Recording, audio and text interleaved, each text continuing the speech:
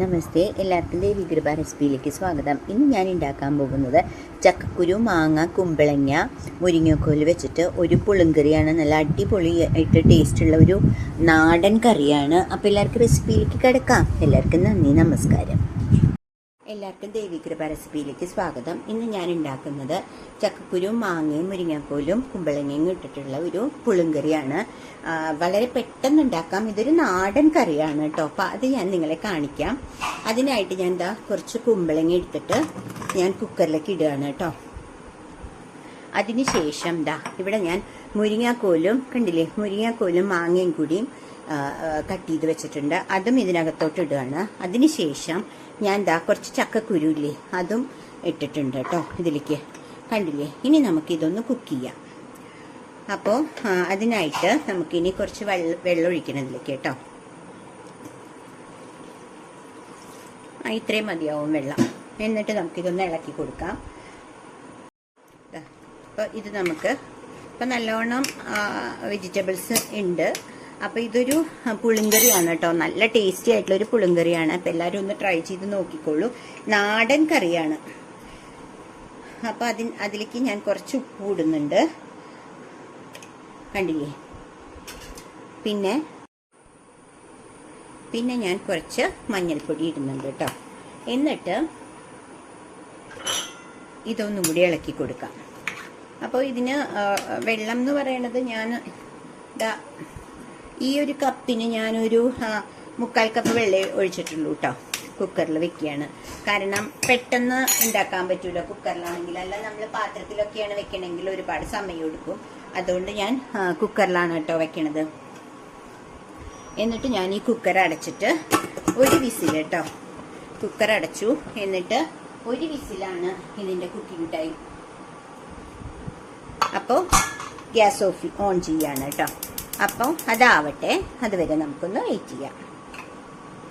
അപ്പോൾ ഇത് കുക്കർ ഒരു വിസിൽ അടിക്കുമ്പോഴേക്കും നമുക്ക് അത് കുക്കാവുമ്പോഴേക്കും നമുക്ക് ഇവിടെ ഒരു മുറി തേങ്ങ എടുക്കാം, ഒരു 6-7 പച്ചമുളക്, പിന്നെ കുറച്ച് ജീരകം, കുറച്ച് ചെറിയുള്ളി, 5-6 ചെറിയുള്ളി മതി. ഇത് ഞാൻ ചെറുതായി ആറ്റം കുറച്ചധികം ചെറിയ ചെറിയുള്ളി എത്ര ഇപ്രാവശ്യം കിട്ടിയത്, അതുകൊണ്ട് ഞാൻ കുറച്ച് 5-8 എണ്ണം കൂടുതൽ എടുത്തിട്ടുണ്ട് കേട്ടോ.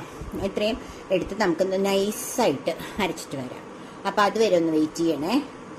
അപ്പോൾ ഞാൻ കുക്കർ തുറന്നു. അപ്പോൾ എല്ലാം കുക്കായിട്ടുണ്ട് കേട്ടോ. അതിനുശേഷം നമ്മൾ ഓൾറെഡി തേങ്ങ അരച്ച് വെച്ചിട്ടുണ്ടല്ലോ, അത് ഇതിലേക്ക് മിക്സ് ചെയ്യുക. അത്രേ ഉള്ളൂ ഇതിൻ്റെ പണി. വളരെ എളുപ്പമാണ്, എന്നാൽ നല്ല നാടൻ രുചിയിലുള്ള കറിയാണ് കേട്ടോ. അപ്പോൾ ഞാൻ ആ മിക്സിയിൽ കുറച്ച് തേങ്ങ ഇരിക്കുന്നുണ്ട്. അപ്പോൾ അതൊന്ന് കുറച്ച് വെള്ളം ഒഴിച്ചിട്ട് ഒന്ന് എടുക്കട്ടെ കേട്ടോ.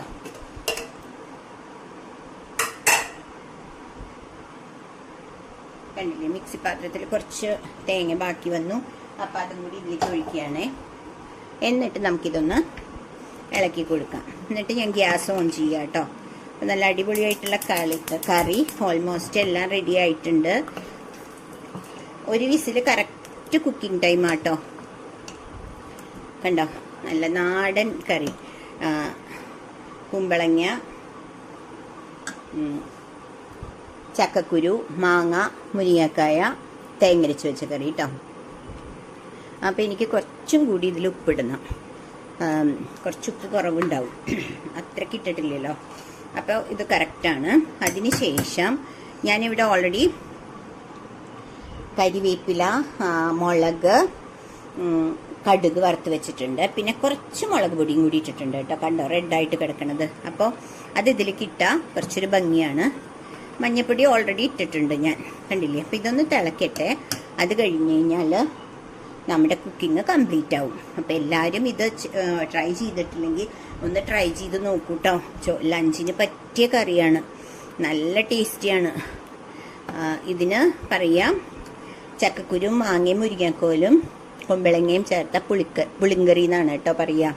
പുളിക്ക് നമ്മൾ മാങ്ങ ഇടുന്നുണ്ട്, പച്ചമാങ്ങയാണ് ഇട്ടത്. പക്ഷെ ഞാൻ മാങ്ങയുടെ തൊലി ഇട്ടില്ല, കാരണം അത് ഭയങ്കര കട്ടിയുള്ള മാങ്ങ.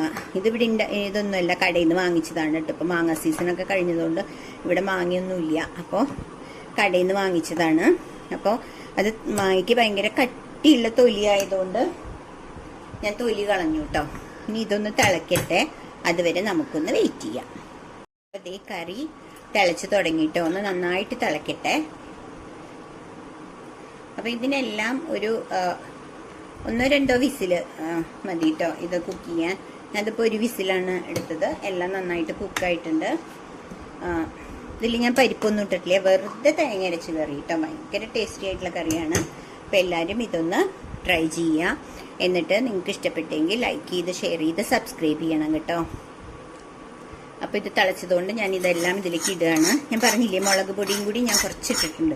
അത് ആ കളറൊന്ന് ചേഞ്ച് ചെയ്യാൻ വേണ്ടിയിട്ട്, കണ്ടില്ലേ? അപ്പോൾ ആ കളറിന് തന്നെ ഒരു വ്യത്യാസം വരും.